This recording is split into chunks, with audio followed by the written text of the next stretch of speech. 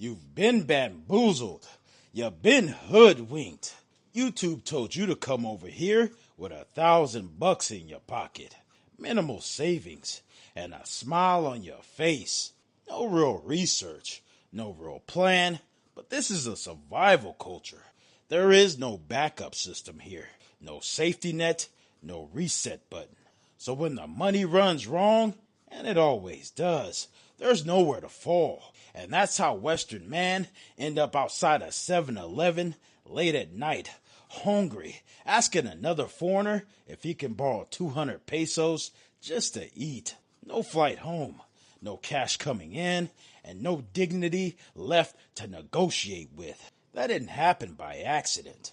That happened because he believed the fantasy. You hopped on Airbnb, booked you a condo, you threw your bags down and thought, shit's sweet, hard parts done.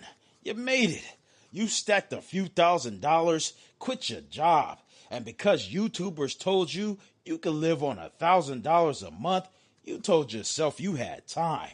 That's your first mistake, because you didn't land and measure. You landed and relaxed. Here's the math nobody made you run before you got on the plane. Even conservative estimates for Manila put a single person at around $600 a month before rent. That's food, transport, basics, before visas, before dating, before deposits. Now add rent. A one-bedroom in central areas commonly run at 25,000 to 45,000 pesos a month.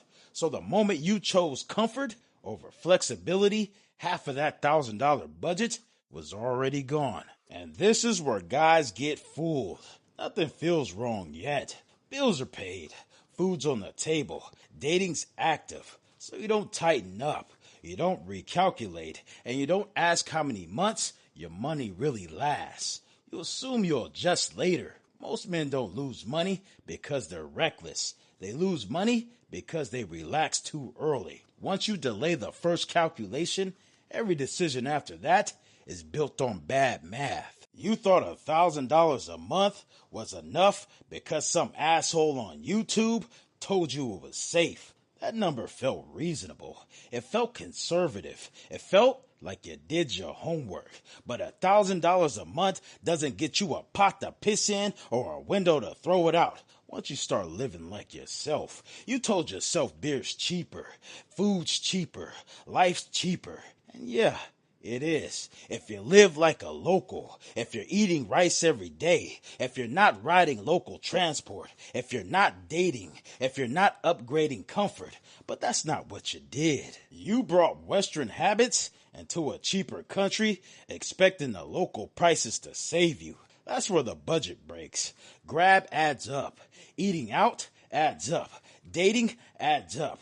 Upgrading the condo because it's still cheap adds up. Not all at once, not dramatically, quietly, month by month. Here's the mistake almost everyone makes. You track prices, not time. You ask how much is this, instead of how many months does this cost me. So what felt like 6 months cushion turns into 3, without anything ever blowing up yet. Bills are paid. Life feels smooth.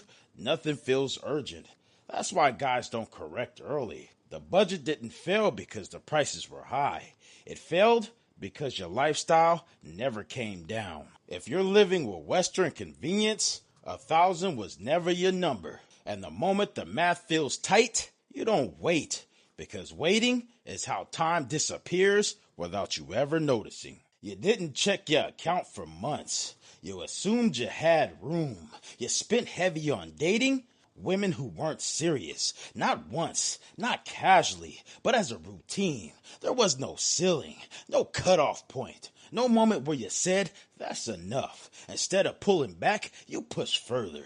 More comfort, more convenience, more money going out every week. Not because you had it, but because you didn't stop yourself. And here's the part most guys miss.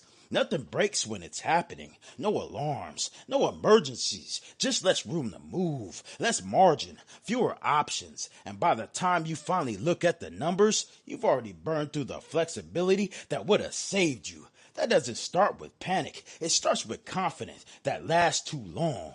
Even after you knew there was a problem, nothing changed. Your spending stayed the same. Your habits stayed the same. You kept swiping on Tinder. You kept going on dates. You kept showing up and getting drained every time. You didn't change your pace. You didn't put limits on anything.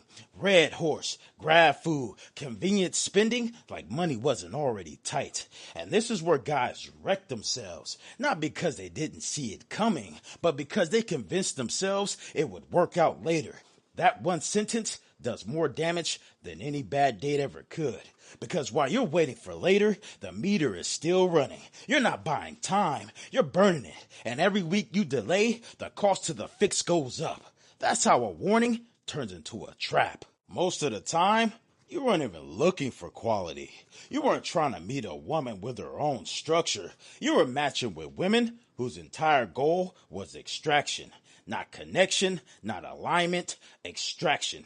And the crazy part is you ignored the woman who actually made sense. The woman working at 7-Eleven. The woman you could take on a simple coffee date. The woman who would actually talk about life and plans. You didn't want her. You wanted the one that cost money just to stay in her orbit. So instead of stabilizing your situation, instead of fixing visas and foundation, you pay for access. Once you pay for access, you lose leverage. Dating stops being a choice and starts being a liability.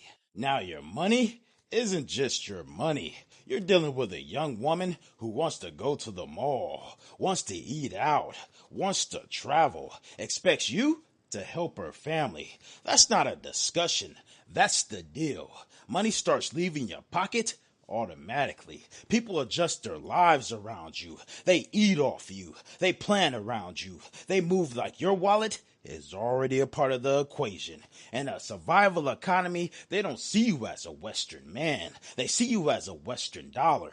And once that happens, your money stops being optional. And that's when it hits. You ran dry. You don't even check your account anymore. You already know the balance. No condo, no margin, no flexibility. You can't leave. Leaving costs money. And money is the one thing you don't have. No flight is booked. No buffer. Visa clock running. And then you're outside a 7-Eleven, late, hungry, trying not to be seen, asking another man for money. Not because something went wrong that day, but because you stayed too long after the math stopped working. This happened because you came in the wrong order. Lifestyle before stability. Dating before runway.